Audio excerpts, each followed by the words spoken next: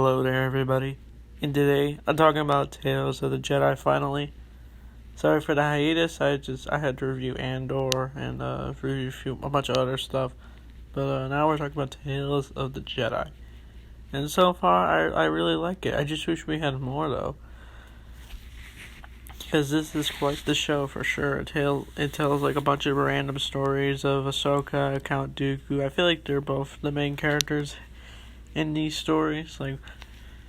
Like 3 episodes about Ahsoka and 3 episodes about Dooku. So that felt nice. So the first one is called Life and Death, and it's basically we get to see the birth of Ahsoka, and we get to see more of her species culture, which was definitely fascinating for sure. We never got to see Ahsoka's mom or dad. We did see the mom though, as she teaches Ahsoka how to hunt, and I just thought it was kind of weird that that the mom would take baby Ahsoka into the forest to hunt when that's like the perfect opportunity for any predator to do wrong to them. Like, I don't know, that's my little nitpick. But this episode really taught us that Ahsoka's compassion, because these people want to hunt, to kill animals, to have them as food. But Ahsoka sees a good side in the wolf that the wolf even puts on her on top of him, and the tribe thinks she's gone, but then when she appears, they're super happy that she's alive and well. And Ahsoka's learning at such a young age, and they even say she's a Jedi. One of the elders said she was. So this episode was nice. It was definitely beautiful looking. It almost felt live action in a way. Dave Filoni and the other animators are doing really well with animation for this show. I'd probably give this episode probably like a low 7. It wasn't my favorite, but it was definitely interesting for sure. So next is Justice. This time we see some cool stuff. We see the return of Qui-Gon Jinn, but younger, a lot younger. I would say this is maybe a teenage Qui-Gon. Since I don't know how old Qui-Gon is when he dies, at the time of the Phantom Menace. But I definitely like his design. He has no beard. He still just got a green lightsaber. And he's played by Liam Neeson's son, which is cool. It's weird because Liam Neeson played Qui-Gon and he's playing himself. Well, he's playing Qui-Gon, but later, as years go on, if someone wants to play a younger Qui-Gon, we gotta use the son, one of his family members, which is cool. And I wish we could have gotten more scenes with Qui-Gon in this episode. I felt he could have done a little bit more, other than worry for his master, Count Dooku, who's slowly going to the dark side. I do like his design, his younger design, like the beard and everything. I don't think he has a beard in this episode, but the next few he definitely does. And basically, this episode's about the two are sent to a planet, and I think they'll look for a prince that's been kidnapped by these gang members, and basically there's a dispute over it, and then they get into a fight, and then the tribe, the group leader threatens to kill the prince or something, and then Dooku uses full dark side. That's showing that he's slowly becoming Count Dooku. I like these episodes because we're getting a little bit more about Dooku, since he hasn't really appeared much. He's in majority of the Clone Wars. He was set up to be a great villain in Attack of the Clones, but then when he's in Revenge of the Sith, he gets his head chopped off. But they spent other times making comics, shows, to develop Dooku as a character for sure. And I like that with this episode. So I probably rate this episode probably the same rating as 7 out of 10. My problem with these episodes is just they're too short. I wish they could be longer. But honestly, it could be like a full-edged movie for this entire season for sure. So next is Choices. This time, Dooku teams up with Mace Windu. Honestly, it would have been cool if Mace Windu had a blue lightsaber. I know what you're probably saying. Oh, you don't want Mace Windu to have a purple lightsaber? Well, first off, of course I do. He's nothing's the same about that purple lightsaber. But back in the old days of Star Wars, the EU, Mace Windu used to have a blue lightsaber for some reason. But when Samuel L. Jackson came in, he asked for a purple lightsaber. So I thought this flashback would have been cool. It's like a weird what if I came up with for sure. And this episode, it's about the Jedi discovering a Jedi death, and they're trying to investigate what happened. And so Dooku and Mace investigate, and I think a little fight happens, and they find out the truth, and eventually the murderer is caught. And then when they had the funeral, we do get a scene of Ki-Adi making the speech. And then we see, just like in the Clone Wars episode where Obi-Wan fakes his death, and they do where the Jedi goes into this tomb thing, and then a glow appears, and then they die or something. I guess it's like a cremation or something. We do get other cameos from other Jedi. I do see Yoda in this episode, but I don't know. I wish Yoda could have had a line or something in these episodes. Because if you don't know, Tom Kane, who voices Yoda in the animated stuff, he had a stroke. So I was wondering if Yoda's going to talk in these episodes. But no, he doesn't have a line at all. So I don't know what the future is for Yoda. Who knows? But this episode was kind of slow. I just didn't really feel like much happened.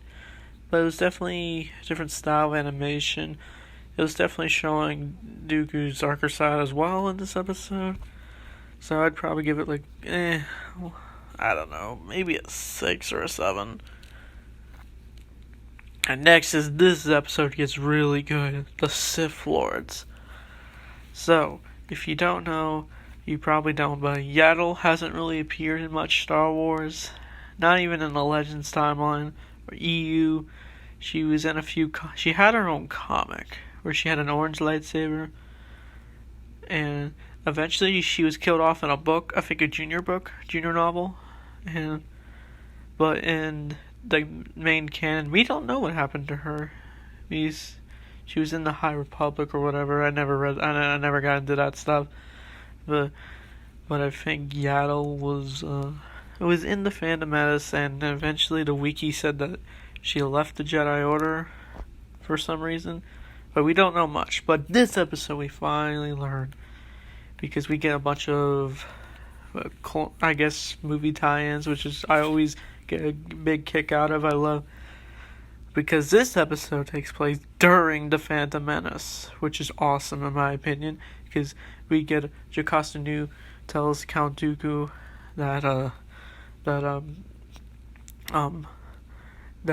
Qui-Gon Jinn had an encounter with a Sith Lord on Tatooine. That means they're on Coruscant, and then Qui-Gon fought Darth Maul. That's a Darth Maul reference. We also get to see why.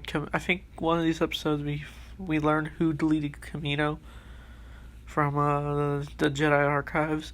It was Dooku, of course, just in the continue the plan of Darth Sidious's. And then we do get a small scene of Qui-Gon as the two talk for a bit, and it was cool, I guess. I wish we could have gotten a few more seconds with Qui-Gon, but it was cool, I guess. We do see Yaddle talk. She's played by Bryce Dallas Howard. I think she did a great job as Yaddle. She definitely sounds like Yaddle. I always wondered what Yaddle sounded like. We do get to see her voice in the Skywalker Saga Lego game, but that game isn't part of the main canon. I don't know. It's Lego. But in this, she definitely killed it. I hope maybe they can have Yaddle, another Yaddle story, and maybe she can do it again. Maybe, I don't know.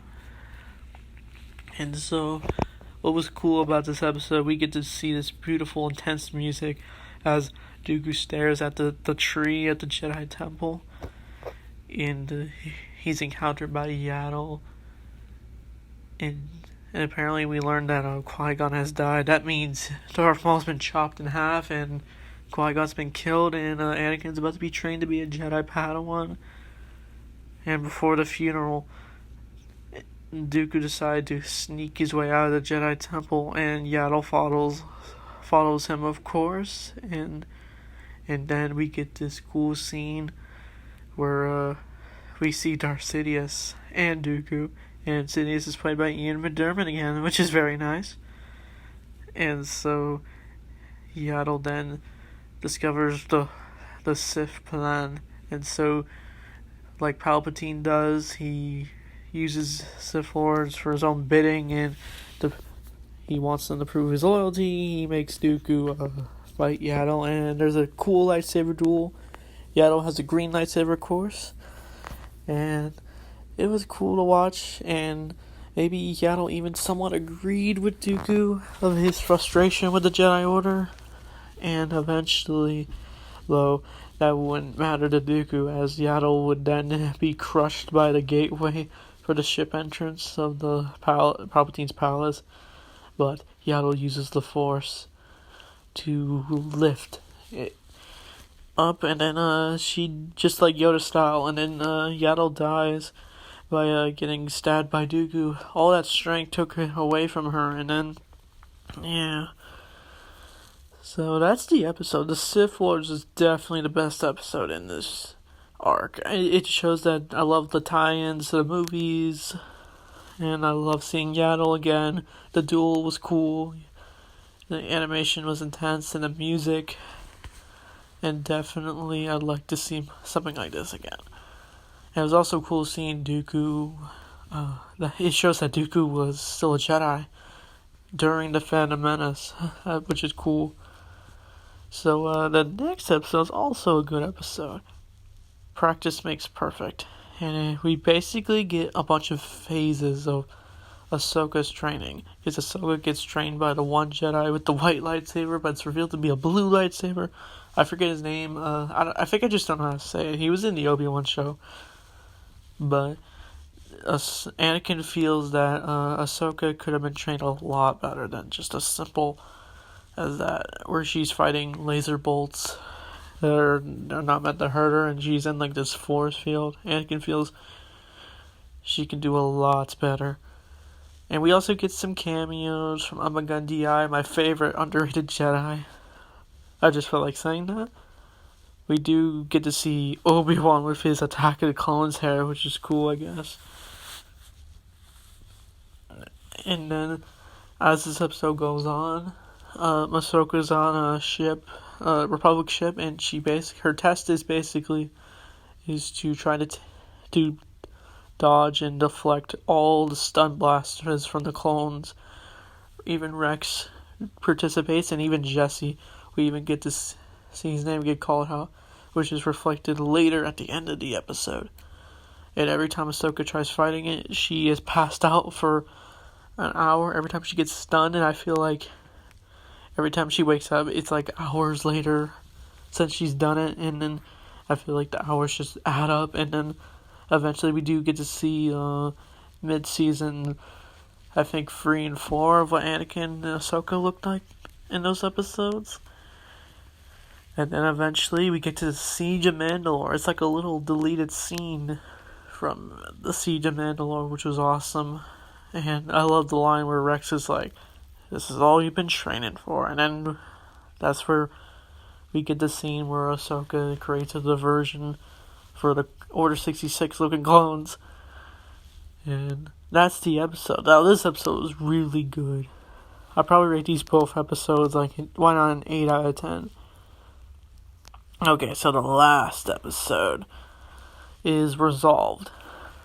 Okay, this episode I thought was okay. It was basically, I just felt like they were just recreating a scene from the Ahsoka book. I have not read that book. I wanted to read it, but I just never got a chance to. But then it's about Ahsoka trying to live a simple life, but until she accidentally has to reveal her Force abilities to a group of farmers she's working with, who I guess are suspicious of Ahsoka, and they try getting her to admit she's a Jedi. But then when Ahsoka goes to do a little job for these people, one of the farmers calls the Empire, and an Inquisitor shows up, and then he or she destroys the village, and it's all burning up. It's really intense. And then eventually the Inquisitor is going to kill one of these farmers, and then Ahsoka basically is forced to fight this Inquisitor. There isn't like a lightsaber duel since Ahsoka threw her lightsabers away at the end. But then she defeats the Inquisitor and it basically kills it. My big problem with this episode is that it just feels like it's just recreating a scene from the books. That's why I feel like they could have just done something else. But what was really good about this episode that I really liked was we get Padme's funeral basically recreated in this episode. And just revealed that Ahsoka was at the funeral because Ahsoka viewed her as a friend, and it's revealed that after the Siege of Mandalore, Ahsoka and Rex went to Padme's funeral. And we do see Bail Organa, who tries to say, like, hey, if you need help, contact me. I don't know if this is a scene in the book, maybe not. But I thought it was a cool touch to Revenge of the Sith, and the scene looked beautiful, of course. But that's what I thought of the episode Resolved. I just thought it kind of just didn't really go anywhere. I kind of wish that Inquisitor was Barriss Offee. I know I'm expecting too much, but they had plans for Barriss Offee, and it looks like she had the potential to become an Inquisitor. But I guess, I don't know, they're probably just done with the character. But Tales of the Jedi, I had some issues with it. It just some stories just didn't really... It was kind of slow to watch for me, like some of the episodes, and it just felt a little too, like, simple. Like, I don't know how to describe it. It just felt like something we'd have already seen or wanted to see. But I could definitely look forward to if they do more episodes. So tell me, what do you think of Tales of the Jedi? And, of course, may the Force be with you always.